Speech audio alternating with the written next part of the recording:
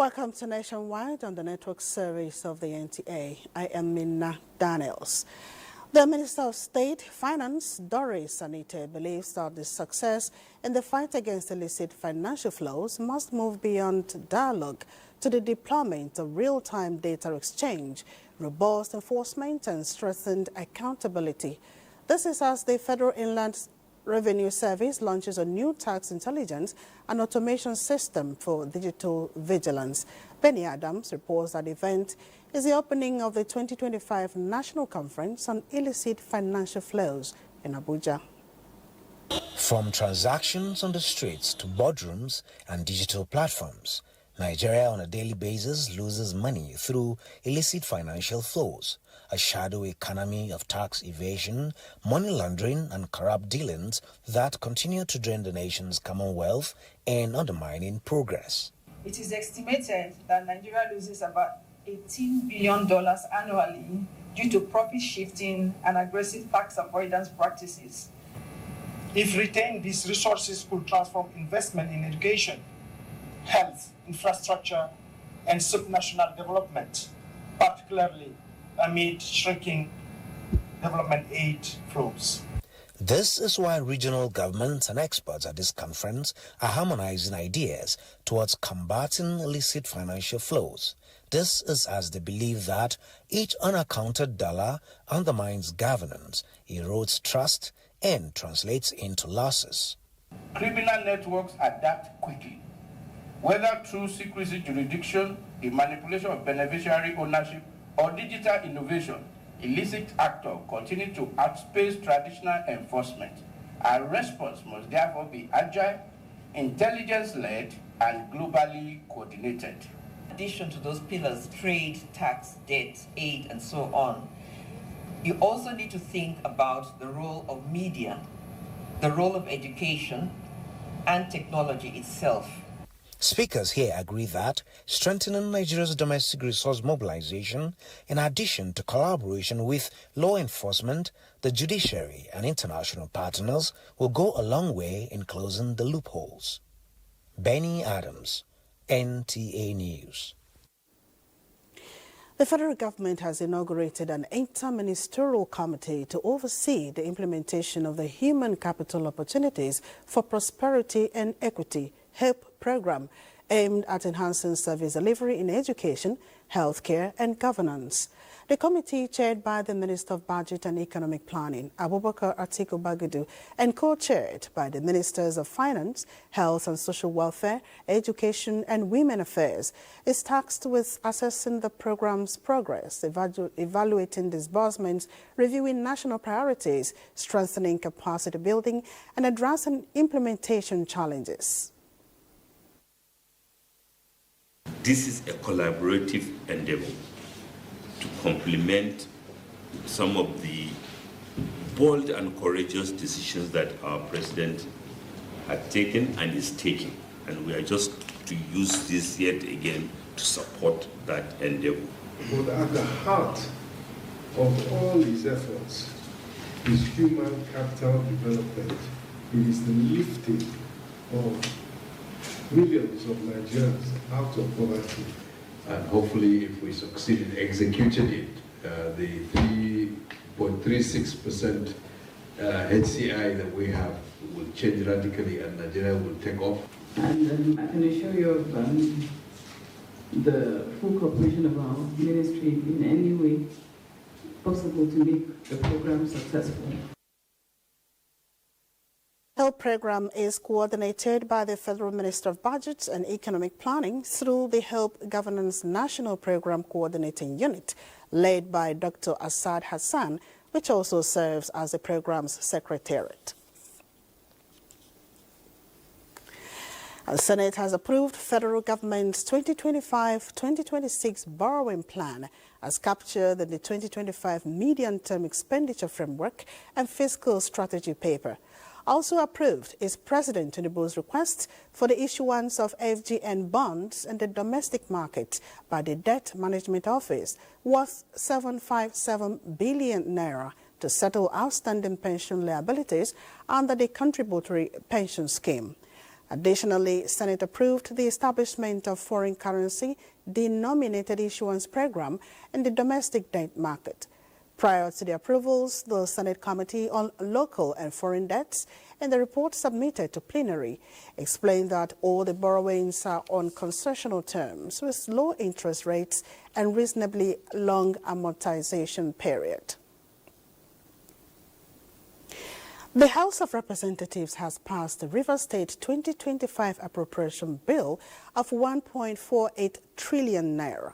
Lawmakers approved the state's 2025 spending plan at the House Committee on Supply after considering reports of the House Ad Hoc Committee on Rivers State Emergency Rule. 106 trillion naira of the total budget proposals is for capital expenditure, 162.5 billion naira for overhead costs, and 256.4 billion naira for personnel costs. Emergency rule has a terminal date which we agreed, so we should tie the budget to the period of emergency, sir. I have never seen where a budget will be made and limited to 2 months or 3 months. We can't do a budget for the next 2 months or 1.5 months remaining for the expiration of the emergency rule. When the House of Assembly is restored, they have the constitutional rights to take this budget and take a second look at it. If the figures are small, they can amend it through supplementary budgets, but it's the same government of Rivers State. We are acting as, or we are functioning as Rivers Assembly. So if we are functioning as Rivers Assembly, we have to act as Rivers Assembly, and that means making a budget for the year. It says report of the 2025 Rivers State Appropriation Bill, which means it's an annual budget. Read third time and pass. It will be recalled that the Senate has earlier passed the Rivers State 2025 Appropriation Bill about a month ago.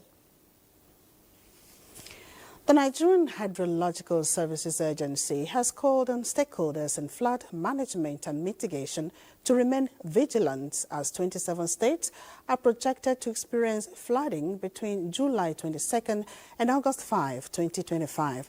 The affected states include Adamawa, Akwa Ibom, Anambra, Bauchi, Bayelsa, Benue, Borno, Cross River, Delta, Ebonyi, Edo, and the Federal Capital Territory, FCT, as well as Gombe, Imo, Jigawa, Kebbi, Kogi, Kwara, Lagos, Nasarawa, Niger, Ogun, Ondo, Plateau, Rivers, Sokoto, Taraba, and Yobe. In a statement issued on Tuesday, NIHSA warns that 739 communities across 162 local government areas could be impacted. The agency urged communities at risk to implement evacuation plans to ensure safety. The Nigerian Safety Investigation Bureau has reaffirmed its commitment to improving transportation safety across all modes in Nigeria. With its expanded mandate under the NSIB Act 2022, the Bureau is pioneering a new era of multimodal safety oversight, guided by globally recognized investigative practices and a clear mission to prevent accidents by learning from them. The Director of Public Affairs and Family Assistance, Bimbo Olawomi Oladeju, in a statement says the Bureau is finalizing 2 critical regulatory frameworks. That is, the NSIB Casualty Investigation Regulations for the maritime mode of transport and the Rail and Track Accident Investigation Regulations for the rail sector. This is aimed at creating a unified culture of safety across the nation's transport infrastructure through a harmonized, mode-agnostic approach. The statement urges stakeholders to proactively build internal capacity for the adoption and implementation of NSIB safety recommendations.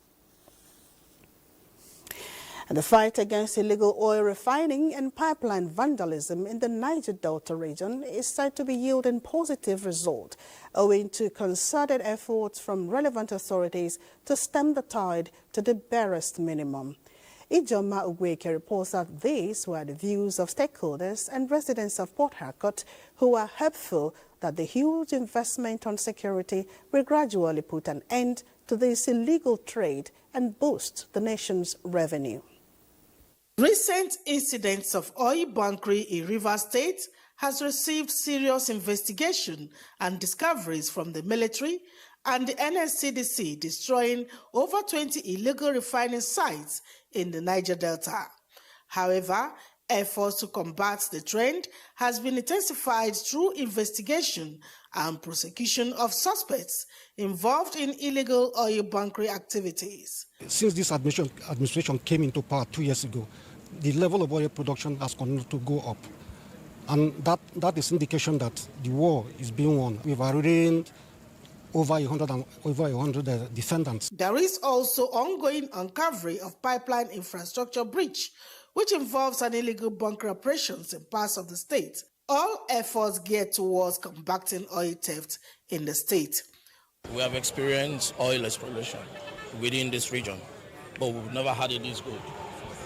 You know, pipeline infrastructure is having this strategic engagement with host communities. That is to say, making the host communities to have that sense of ownership. All these efforts, they say, are being complemented by host communities and engagement of community youths for surveillance jobs to secure the pipeline, thereby boosting the nation's revenue. In Port Harcourt, Ijomu Gweke, NTA News. Let's now join Kingsley and Marjorie in Port Harcourt for more on this cheering news. Hello, Kingsley. What's the update on the efforts of the authorities in the fight against illegal oil refining and pipeline vandalism in the Niger Delta region?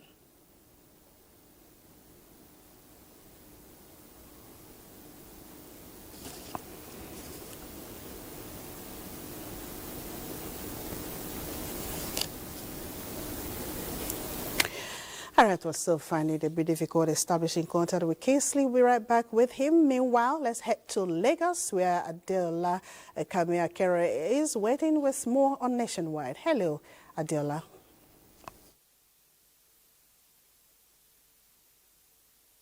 Thank you, Mina, for joining us in Lagos.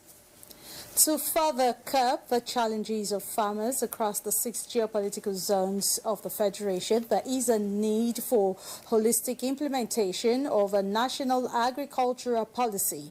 Diana Ajale reports that stakeholders are also calling for the establishment of farm rangers to protect farmers and their activities. Access to fresh agricultural products and their circulation is essential for any nation, and farmers contribute significantly to this, even under harsh conditions. Relying on the United Nations Sustainable Development. This forum is aimed at deepening stakeholders' engagement and ensuring the revised national gender policy on agriculture reflects the live realities and aspirations of women, young people, and marginalized groups in Nigeria's agricultural sector. The revised edition of the gender policy looks at all stakeholders in agriculture, whether you are in urban, semi-urban, or rural areas. We need to begin to target Nigerians at all levels. We talked about getting agro rangers to help farmers splash in the farms. We are trying to put some frameworks and structures and implementation approaches in place that would actually help to reduce the incidences of insecurity and fear that farmers have and experience on their farm.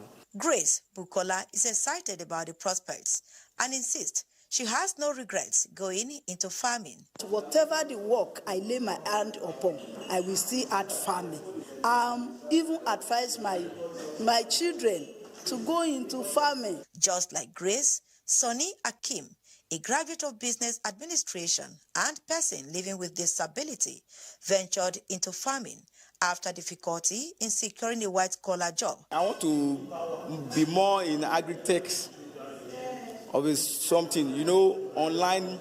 For stakeholders, the implementation of national policy, which covers 9 areas targeted at ensuring the well-being of farmers, will enhance their livelihood, improve security, and go a long way in reducing the price of food in the country. In Lagos, Diana Ajale, NTA News. Now, the just concluded local government elections in Lagos has necessitated some observers of the process to highlight the importance of one of the three tiers of government that drives infrastructural development at the grassroots. Amakaowo has more on this. A comparison between elections held at the local government level and other tiers of government, analysts say, shows a widening gap in the level of awareness, sensitization, interest, and low participation for local government elections. The local government is the closest to the people. Should be the first that where citizens can get dividends of democracy, and that is important. And I think we need to pay more attention to how we conduct local government. We need to pay more attention to local government chairpersons. We need to look at their capacity. You don't just pick anybody and say you must be a local government chairman, or because one baba somewhere. That is not obtainable in 21st century. In 2025. Analysts are also of the view that local government remains the engine room to drive democratic participation, growth, and expansion, especially with the Supreme Court ruling providing legal backing for financial autonomy in July 2024. There is money being given directly to local government chairmen. Your roads, your lights, your street lights, the sanity of your environment, the cleanliness, sanitation, it's in their hands. Even healthcare centers, local healthcare centers, there's so much they can do now. We must spotlight the local government, the councillors, the State House, the National House, and the Senate. We have no business complaining when we don't actually go out and fulfill our civic duties. The call for attitudinal change, especially nonchalant disposition, poor communication, lack of commitment, and voter apathy, observed during local government elections.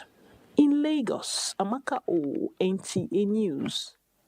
And those are the reports from Lagos. The news will continue in Makurdi with Charles Abba after this time out. Welcome back to Abuja. Let's now rejoin Kingsley Amajiri in Port Harcourt.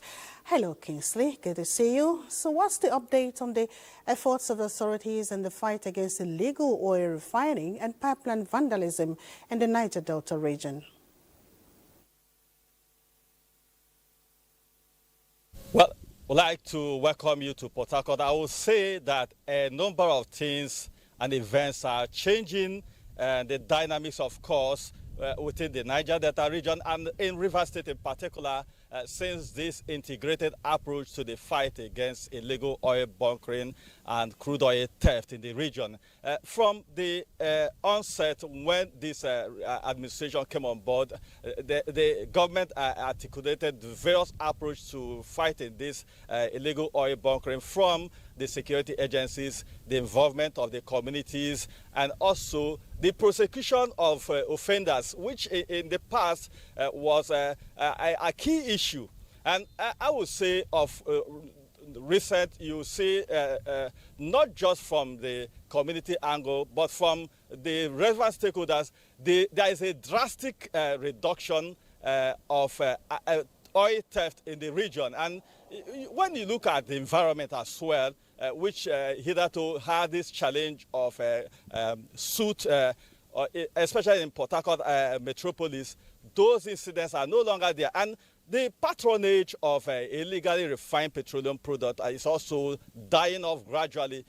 Another added advantage to this is the resumption of operation in the key refineries within the region. And before now we had the issue of unavailability of kerosene, which these illegal refineries were providing that supply. But with the advent of, the resumption of oil operation within the region, these incidents of patronage of illegally refined petroleum products are no longer easily come by. There is anything to come by. Now, a good aspect of it is that the communities are keen into this project. Community engagement is a very key aspect of this fight. And one aspect of this fight is the involvement of other security agencies, local security agencies. I have here with me one of the local security operatives who, in one way or the other, have also played key role in the success story so far recorded. Mr. Ada, I would like to bring him on board for us to also get his own perspective of how far this fight has been able to reduce illegal oil bunkering and also restore confidence in the petroleum sector. Mr. Ada, for you, how do you appraise this fight so far and the results so far achieved? Well, it is a clear fact that the issue of illegal oil refinery in the south, in the Niger Delta, has reduced to barest minimum.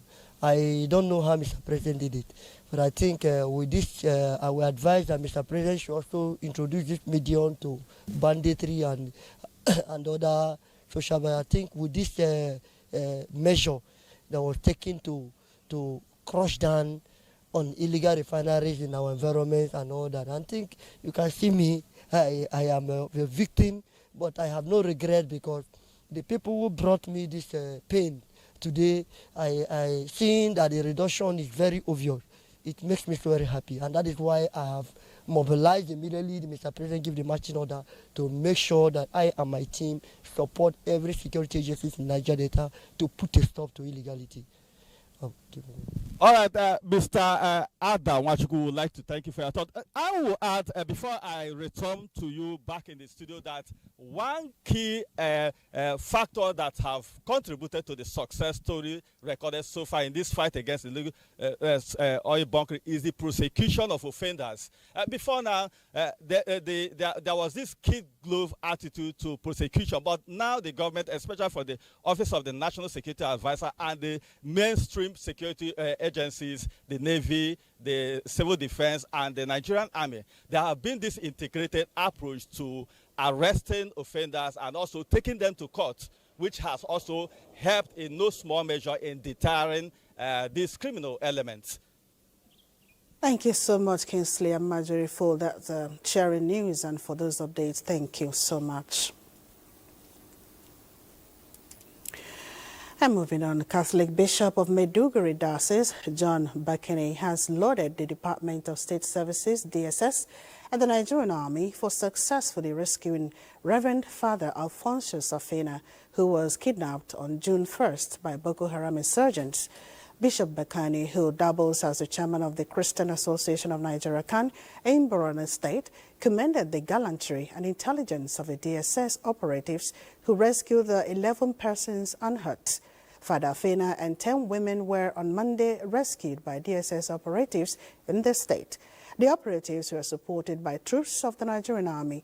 Meanwhile, DSS officers in Zamfara State, also with support from troops of the Nigerian Army, last week rescued 32 kidnapped victims in Shinkafi local government area of the state. Security sources disclosed that the rescued victims included 27 women and 5 young boys who have spent between 2 and 4 months in captivity. They have been handed over to the state government for Medicare and documentation. The Nigerian Air Force is to develop a structured data-driven safety framework for a strategic shift from reactive safety practices towards a predictive model that prioritizes early risk detection and informed decision-making. The Chief of the Air Staff, Air Marshal Hassan Abubakar, made this known at the NAF First Safety Review Board meeting in Abuja. Defense correspondent Olajide Bello reports. The Safety Review Board stands as the apex forum for evaluating safety performance across the Nigerian Air Force as it provides strategic oversight for the continuous improvement of NAV safety management system. The board aligns with the recommended practices of the International Civil Aviation Organization and reflects NAV commitment to upholding global best standards in aviation safety governance. It also serves as a forum where we critically examine our safety protocols, review incidents and near misses, and most importantly, identify proactive measures to enhance our safety culture. The Standards and Evaluation Branch, in the period under review, developed a software application for tracking aircrew medicals, which is a critical enabler of safe operations and an essential pillar of air power development and operational readiness. The Standards and Evaluation Branch recently established a Safety Data Collection and Processing Committee to develop structured framework for managing safety data across the service. This initiative marks a strategic shift from reactive safety practices towards a predictive model that prioritizes early risk detection and informed decision-making. The Nigerian Air Force says it will continue to build capacity, modernize safety protocols, and reinforce a just culture that encourages open reporting without fear of retribution. Olajide Bello, NTA News. The Inspector General of Police, Kayode Egbetokun, has met with a group of retired police officers who were at the force headquarters to demand removal from the contributory pension scheme. Francis Fom reports. The Inspector General of Police, Kayode Egbetokun, met with the retirees and assured them that the leadership of the force is actively engaging with relevant authorities to address their grievances. The protest is not going to give you a solution. It is coming together and dialogue, coming together to talk. You said we should tell ourselves the truth. That is what can give results. Something is being done. We are not happy that you are suffering in retirement. No person, none of these officers you see here seated is happy that our colleagues are suffering in retirement. The IGP emphasized that the welfare of both serving and retired personnel remain a top priority under his administration. He appealed for patience and promised that the force will not relent until justice is done. Francis from NTA News. Nigeria's First Lady Oluremi Tinubu felicitates wife of the Vice President Nana Shettima on the occasion of her 50th birthday. The First Lady rejoices with the celebrant, her husband, family, friends, and loved ones. She says, and I quote, "Your life has been one of service, dedication, and commitment to the well-being of your family and upliftment of not only your beloved state, but Nigeria as a whole. Working with you has not only been pleasurable, but complimentary. I say thank you for being a worthy partner," unquote. The First Lady wishes the celebrant many more years in divine health, peace, joy, and happiness.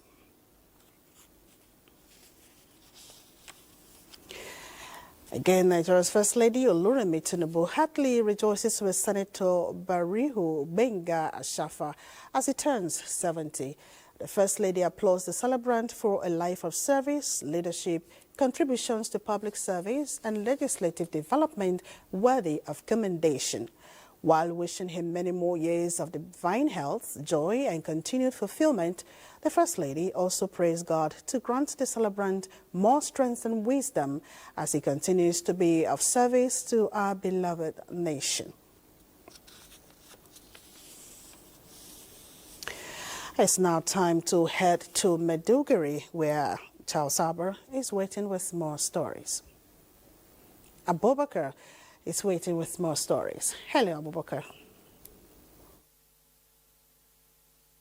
Abubakar Musa in Maiduguri and not Charles Abba Mina. Borno State Independent Electoral Commission, BOSEC, has officially fixed December 6, 2025 as the date for local government council elections across the state's local government areas. Here is Angarju Anagawa with the rest of the story. The announcement was made during a stakeholder engagement meeting convened by BOSEC to brief political parties and other key players on the roadmap towards the upcoming polls. Chairman of the commission, Zanna Ali Garga, stressed the importance of an orderly, transparent and inclusive electoral process and warned that any breach of electoral guidelines would attract sanctions and urged all stakeholders to strictly adhere to the commission's timetable. Distinguished party stakeholders, in accordance with the election timetable, you are expected to commence the resumption of conduct of party primaries by selecting candidates that will represent their party at the polls. Also speaking, the Commission's Permanent Secretary, Aji Yakub, disclosed that election-related activities will officially begin on July 22nd, 2025 and continue through to Election Day on December 6th. We are running this election throughout the 27 local governments simultaneously. All the stakeholders to give us the cooperation so that the outcome of the election will be free, fair, and credible. We have amended the law of the Commission to designate IDP camps as a voting center. Formally, there is no provision for that. That is why we started the preparation of the election before the expiration of the term of the present council. Political parties and stakeholders at the meeting pledged to play by the rules and ensure peaceful and issue-based campaigns throughout the electioneering period. In Maiduguri, Angarju, Anagawa, NTA News. And to some humanitarian matters now. As part of efforts to foster cross-border cooperation and ensure safe as well as dignified return of Nigerian refugees, a high-powered delegation from Borno State has visited Marwa in Cameroon's far north region. Pauline Kujivana completes the story. The delegation, led by the Commissioner of Education, who also chaired the Borno State Subcommittee on Repatriation, Lawan Abawa Kilbe, was received by Cameroonian authorities, accompanied by Chairman of Goza Local Government Council, Abakau Timta. The visit served a dual purpose to formally congratulate Major General Mohamed Sali on his recent elevation to Chief of the Land Army in Cameroon and to advance discussions on enhanced security cooperation ahead of the anticipated repatriation of Nigerian refugees currently at Minawawo Camp, Mokolo. The returning refugees are expected to be resettled in Goza and Bama local government areas as part of Borno State's wider reconstruction, rehabilitation, and resettlement drive. Continuing the tour in his additional role as chairman of the Bama Reconstruction and Resettlement Committee, Lawan Abawa Kilbe visited Miyanti village where he inspected progress on a 500-unit housing project. He then proceeded to Daru Jamal, engaging with returnees who were recently resettled in their ancestral homes after years of displacement. The delegation included the committee secretary, Guja Dalori, district head of Banki, Mohammed Shehu Umar, district head of Daru Jamal, Zanna Ramat, and village head of Banki, Lawan Madu, among other community leaders and stakeholders. In Maiduguri, Pauline Kujevana, NTA News. This is Nationwide on the Nigerian Television Authority. Nationwide, and welcome to JUS.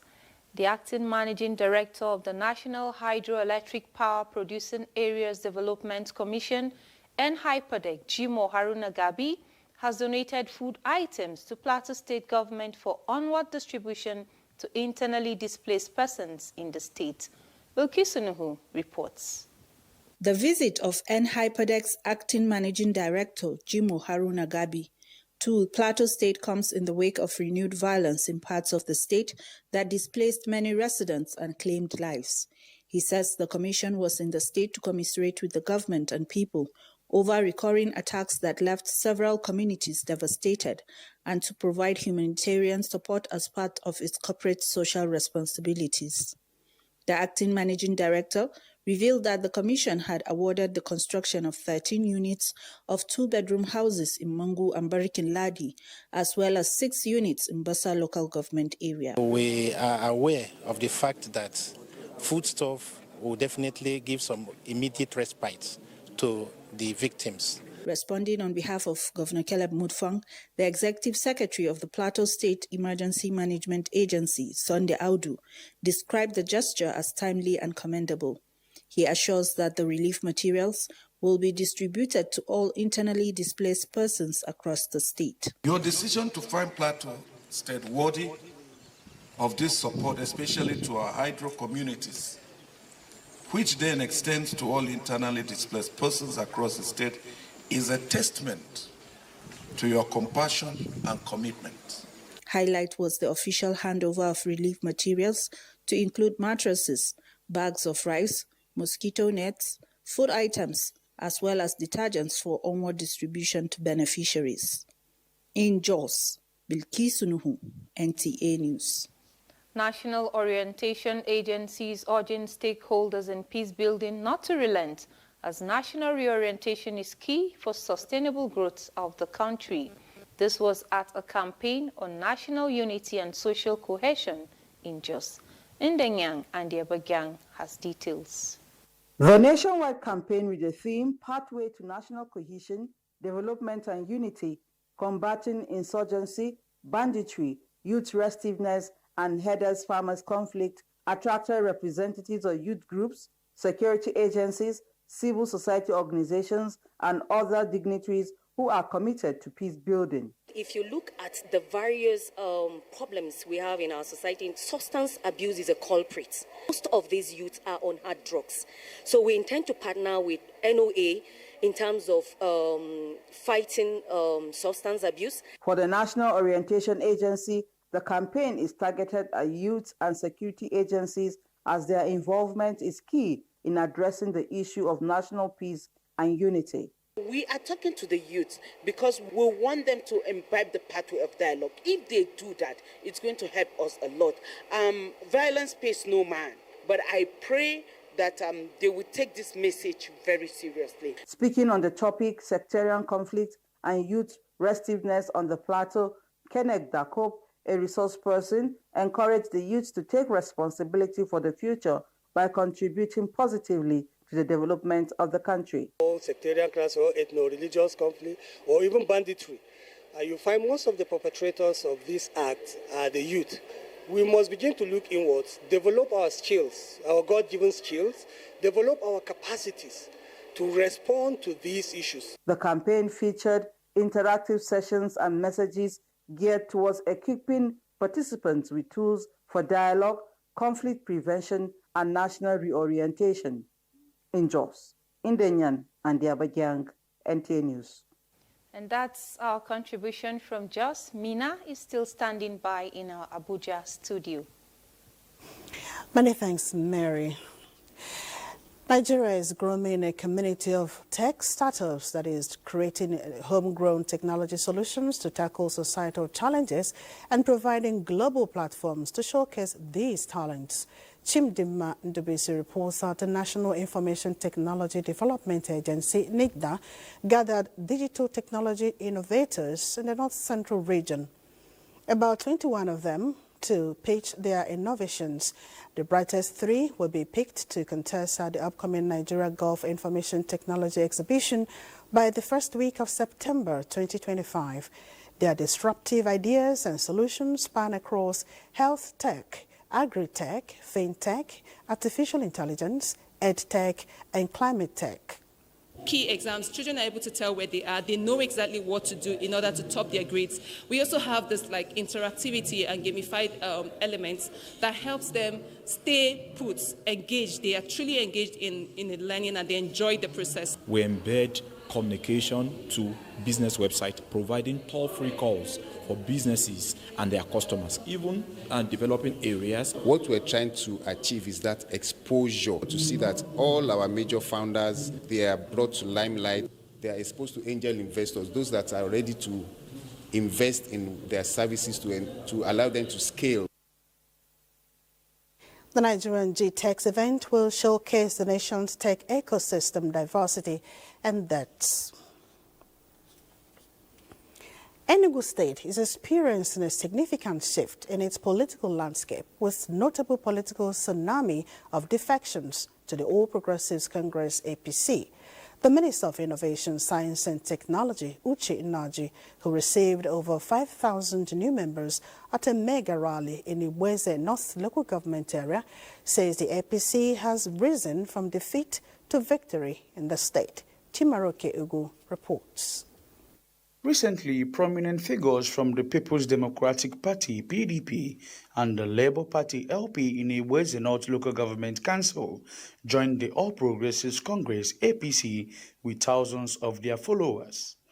Receiving the new members, the Minister of Innovation, Science and Technology, Uche Nnaji, in company of the state chairman and stakeholders of APC in Enugu State, maintained that APC in Enugu is recorded the fastest growing party in the country. They reiterated their commitment to connect the state to the center of governance to attract more dividends of democracy. We have brought out ourselves, come rain, come sunshine, that we are going to fight, we are going to do everything humanly possible and within the ambits of law to make sure that come 2027, our people will start rejoicing again. has a distinct organizational structure whereby we place the word highest. So if you want to be strong in our party, go to the ward and register. I give 30% of my energy to APC. We are going to make positive change in the Boys and North local government here. Continue to galvanize our people to make APC a great party in our local government. They, however, maintain that the leadership of the minister, Uche Nnaji, has impacted, empowered and inspired many to join APC, believing in the renewed hope agenda of President Bola Ahmed Tinubu. In Enugu, Chimaroke Ugwu, NTA News. And our next port of call is Makurdi Network Center, where Charles Arbour is standing by with news from that area. Hello, Charles. Charles? Welcome to Makurdi. We are glad you could join us. I'm Charles Arbour. Benue State Government has distributed farm inputs, improved seedlings and agricultural implements to thousands of Benue young farmers and women to boost farming activities and crop production in the state. Blessing Omeche Ebute reports that the gesture is in partnership with Renewed Hope Initiative. In continuation of the federal and state government's intervention to cushion the economic hardship being experienced by the people, the Renewed Hope Initiative of Nigeria's First Lady is prioritizing women and youth empowerment in agriculture as a veritable tool to improve livelihoods across the nation. The distribution of farming equipment and inputs is aimed at enhancing food security in the state, strengthening food sufficiency, and rebuilding the food basket of the nation with the sole objective of making Nigerian women and youth financially stable and independent. And this implement I'm giving today will enable me on my farm. I've never experienced this. I've never gained this from government, and I'm happy. Founder of the Renewed Hope Initiative, Senator Oluremi Tinubu, represented by coordinator of the program in Benue State, Scholastica Benso, tasked the beneficiaries to set up farms with the implements and knowledge gained from the program to empower themselves and others. Altogether, we have 250 people being empowered here today with fertilizers, wheelbarrows, knapsack sprayers, herbicides, seedlings, and some money. Charge is that we take the tokens given to us today and put them to the exact use. A two-day class was earlier organized for the women and youth on how to effectively manage their businesses and farms, which culminated into a presentation of farm inputs and cash to beneficiaries to facilitate their engagements. In Makurdi, Blessing Omeche Ebute. Away from agriculture to the economy, where the early administration is focusing on strategic planning and infrastructure development aimed at creating a more resilient, prosperous and sustainable economy in Benue State. Deputy Governor Sam Ode made this statement during a meeting with a delegation from the National Institute of Policy and Strategic Studies, NIPS, in Makurdi. Simbiat Agbaji reports. The Senior Executive Course 47 Study Group 4 of the National Institute for Strategic Studies, NIPS, are on a local study tour in Benue State. Director General NIPS, Professor Ayo Omotayo, stated that the institute is researching the blue economy to drive Nigeria's trillion-dollar economy, with Benue State being a key focus, aligning with the federal government's initiative to harness the marine sector's potential. With Benue State lying all through on the River Benue, we felt it's a very good example of a state that we can study and then put out reports that would enable Benue State and Nigeria as a whole benefit from the outcome of our studies. The governor, represented by his deputy Sam Ode, emphasized the blue economy's potential for poverty reduction, food security, job creation and climate resilience, inviting NIPS to consider Benue as a model for inland blue economy transformation. We are committed to creating an enabling environment for investment in aquaculture, clean water projects, inland fisheries and river transport. Already we have commenced consultations with development partners, private investors towards unlocking the potentials of River Benue for navigation and trade. The meeting included paper presentations on the theme Blue Economy and Sustainable Development in Makurdi. Simbiat Agbaji, NTA News. That's the size of our contribution from Makurdi at the moment. Mina Daniels is back to you. Thank you, Charles. And up next is sports update with Olumide Oguntola as our guide. Super Falcons head coach Justin Madugu has expressed optimism that Nigerian ladies will end South Africa Banyana's 7-year unbeaten record in regulation time. Reports from the Super Falcons camp indicate that the ladies are in high spirit to restore Nigeria's dominance on the continent Tuesday when the team takes on their counterpart from South Africa in one of the semi-final matches of this year's WAFCON. Because of the rivalry, they will definitely raise the bar. They will give Nigeria a run for their money. And out of 10 times that we've met with Banyana in this competition, Super Falcons have won for like 9 times. Showing that Nigeria still have an upper hand. And I must tell you that any day, any time, Nigeria will still continue to have upper hand. But I won't be surprised if this semi-final is being decided by penalties, because these two sides are actually shown themselves that they're actually a good side. Similarly, the England female national team will lock arms with their counterpart from Italy in one of the semi-final matches of Euro Women's Championship 2025 in what is seen as a battle between two football giants in world female football history. In basketball, Nigeria's Tigers, led by coach Rena Wakama, is focused on defending the Afro Basketball Championship when hostilities begin this weekend in Cote d'Ivoire. The team continues its building processes ahead of the championship in Abuja with the mindset of retaining the title and win the trophy for the 5th time. Nigeria is in Group D with Rwanda and Mozambique. The Tigers' first game is against Rwanda on Saturday. In tennis, Venus Williams will make a surprise return to the US Open at age 45 later this year. The tennis icon is the latest name to be added to our glitz entry list in a reimagined mixed doubles tournament at Flushing Meadows. With sports update, Olumide Eguntola, NTA News. And that's Nationwide.